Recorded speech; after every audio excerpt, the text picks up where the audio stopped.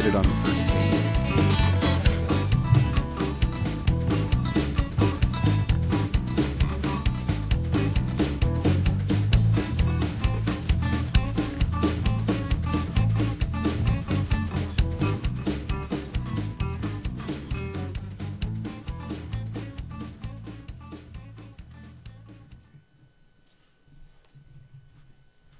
Thanks, Cindy, for that beautiful tribute to Kevin.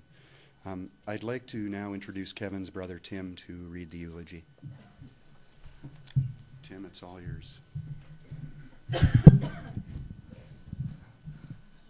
First of all, I want to know why I always have to go up after the person that makes everybody cry so much.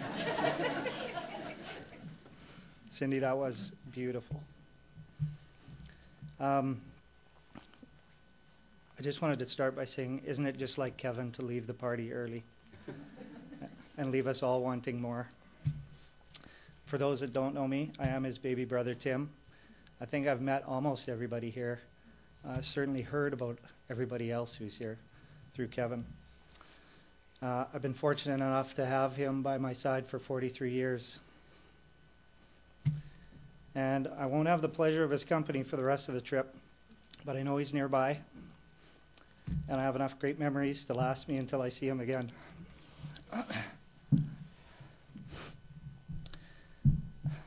Bear with me. Before I start telling you about my wonderful brother, I too need to thank a few people. And I'm going to start with Mom and Dad. For giving us this amazing man.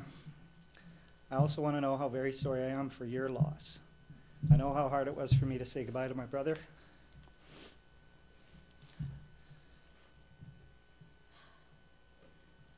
Can't imagine how hard it was for you. Kevin recently told me that Mom and Dad have built a very strong boat for the McCormicks. And even though there's a gaping hole, we're not going to sink.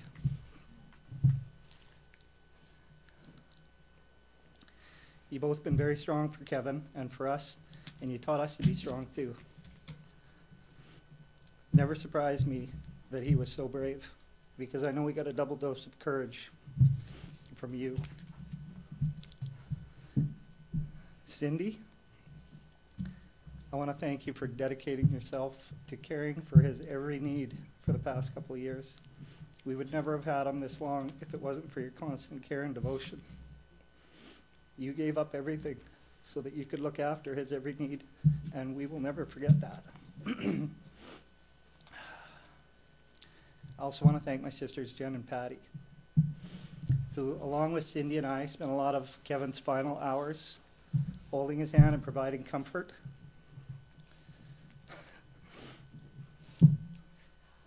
Together, we experienced some of the most intense moments of our lives. Some were very bad, but some were very beautiful. And I think that what we will all take away from those hours is the purest and most gut-wrenching love that any person could ever hope to experience. I want to thank Nick Springgate, and I hope he can hear me because I know he's in that little room in the back.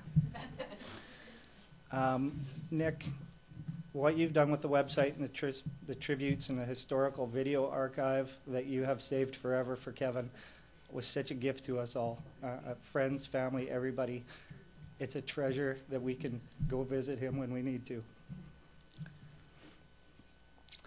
I also want to thank the staff at the hospice that Kevin was at for doing everything in their power to provide him with comfort, and for us as well. I need to thank one person. I don't know if she's here, but there was a nurse at the cancer clinic named Michelle, who was just such an exceptionally compassionate friend to Kevin. I remember one night, Kevin, I would get this call every once in a while, "Hey buddy, I need your help." And I went over, and I think it was near midnight by the time I got there, and his chemo infusion was leaking at the port that he had implanted in his chest. And we all knew from past experience that we weren't going to have much luck going to the emerge to get him some help. So Michelle had given us her phone number, and I called her to see if maybe she could just walk me through it, and I would look after it for him and flush this out. And she said, hell with that, meet me at Emerge, I'll be there in 5 minutes. So this poor woman gets up out of bed, meets us at Emerge, cleans him up, not a word of complaint that we woke her up in the middle of the night or that she had to drive into the hospital to do this when there's other people that should be capable of it. All she had to say was, gee, Kev, I'm sorry this is happening to you. A hug and a smile and a kiss on the cheek, and away she went. One of my greatest wishes is that all of his healthcare experiences could have been that compassionate and rewarding. I want to thank Dr. Bentz and Dr. McPherson for being everything that doctors are supposed to be to patients. They always listened, they always cared, and they always tried to find a way to make him comfortable. They never once squashed his hopes. And most importantly, they never made him feel bad about taking up their time.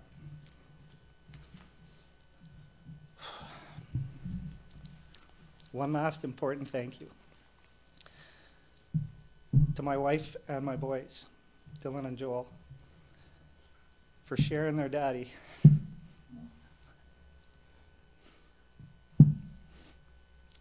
I love you, and I can't wait to make up the time. I'll get on with it now. Almost 3 years ago, Kevin became ill and had to go into hospital for emergency surgery, where they discovered he had metastatic colon cancer and it had already spread.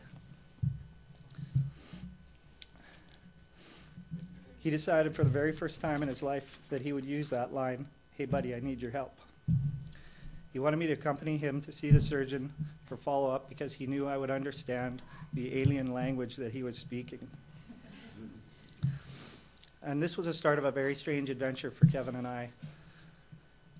For the next 2.5 years, we spent a great deal of time in and out of appointments, going to emergency when he was having problems, and various other rescue missions. But the really strange part is we enjoyed every minute that we spent together, even though the reasons behind these visits were terrible. Kevin just had that way about him where he could make you forget all the bad stuff and just focus on the fact that you were sharing precious time together. I'm sure that a good portion of the people in this room felt like they were his best friend, and this was his gift to us all. When he spoke to you, you were the only person in the room.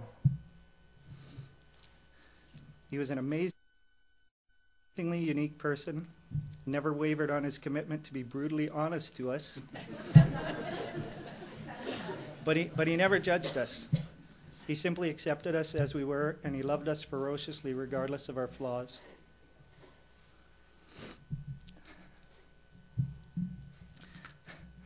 I have a lot of great memories of growing up with him as my big brother. And they all kind of revolve around making me feel good about myself. I like that. I remember, and I swear I remember this. I was maybe only 3 or 4 years old, and we were on a family vacation up at Silver Sands near Pender Harbor. And I thought I was ready to go fishing in our little rinky-dink card topper boat that we had at the time. But I wasn't. So Mom and Dad tried to appease me by buying this little plastic fishing rod, you know, the kind with a little plastic reel and the kite string on it. There's no hook on it or anything. But my family convinced me to go sit down on the rocks and dip this line in the water, and I'd probably catch something. So away I went, and I sat on the rocks, and I waited, and it didn't seem like very long to me. But, all of a sudden I got a tongue on this thing. And remember, there's no bait or hook or anything on it. And was I ever excited when I pulled my rod up, and somehow this beautiful little shiner had tied himself onto the end of my line. Completely lifeless with a big dart hole in his side from my brother's spear gun. But that was circumstantial evidence to a 3-year-old. I caught that fish. And it went down in my books as one of the best days of my life.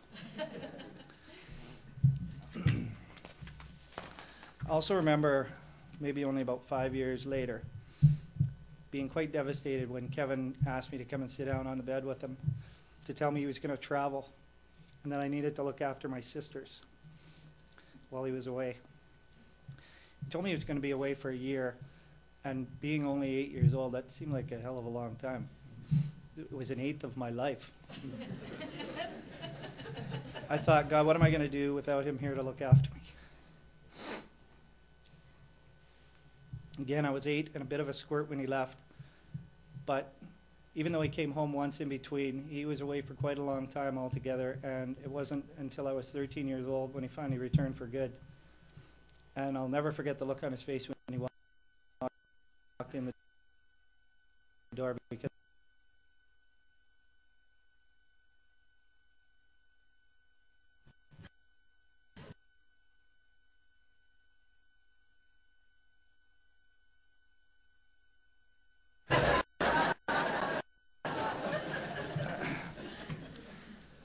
anyway, in the next few years as a teenager, Kevin provided me with a lot of guidance.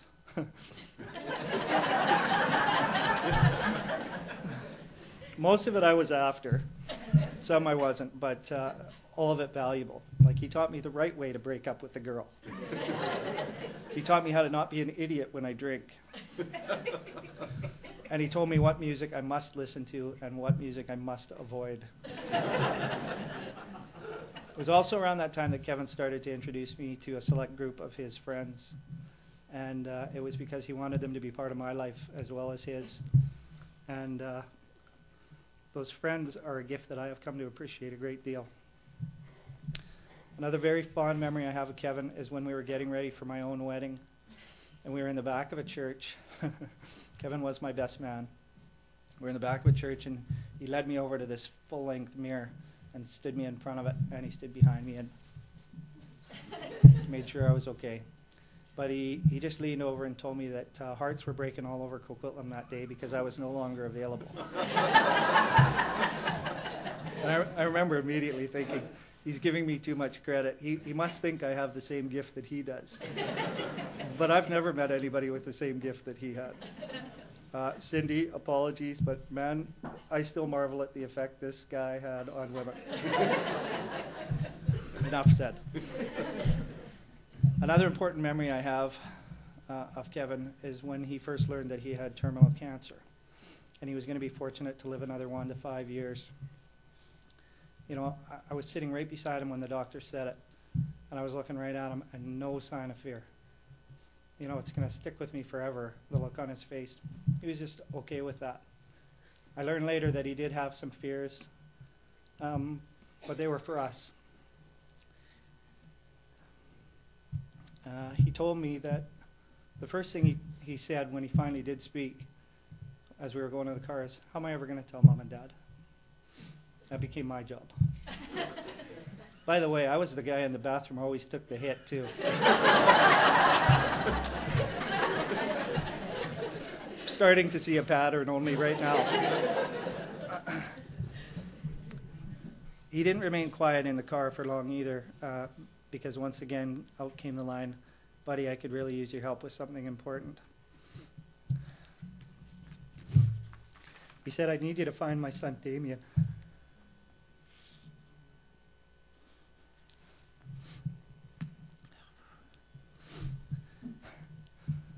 After dropping him off, it only took me about 8 seconds on the internet. Google, people find, Lavuka, Damien Wong, and there he was. Big as life. But what a gift to be able to give this to Kevin. I'll never forget how much he appreciated that, nor will I forget how happy their reunion was when he finally got to meet him again after 24 years of being apart. Damien recently wrote me to tell me how sad he was about his dad's passing, and that apart from the birth of his daughter, seeing Kevin was the happiest moment of his life. And he looks forward to the next time they meet because he knows they will never part again.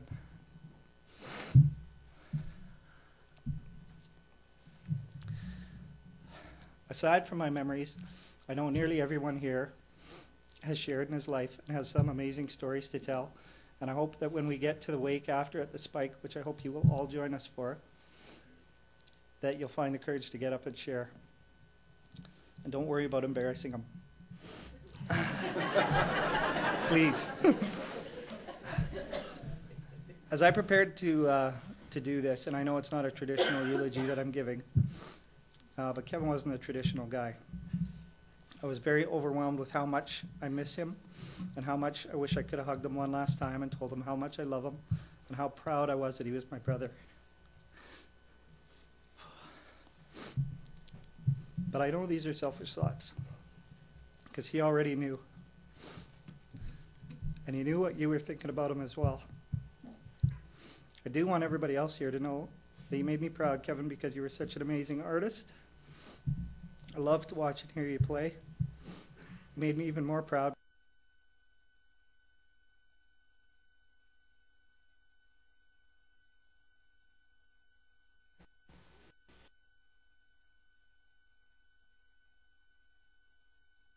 No friends. I want to thank you for inviting me into your latest adventure and allowing me to help where I was able. I wish I could have done more. And I want to thank you for teaching me to love the simple things in life. A well-thrown frisbee, a proper rum, great food, outstanding friends, and the greatest music.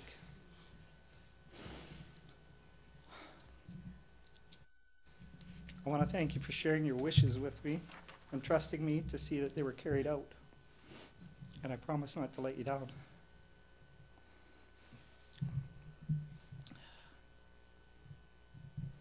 Thanks for being the kind of brother and friend that anyone would be proud of. You were always a much better man than you ever gave yourself credit for. The true measure of this is all the love that we share for you in this room. We promise to keep Cindy close and surround her with love and family and be there when she needs us. I'm going to miss you, brother, every day until we meet again, but I know you will have the place in top shape by the time I arrive. I also know you'll be waiting for me and help me find my way when it's my turn. You are forever in our hearts, and yes, it has been real good. That's it for the eulogy.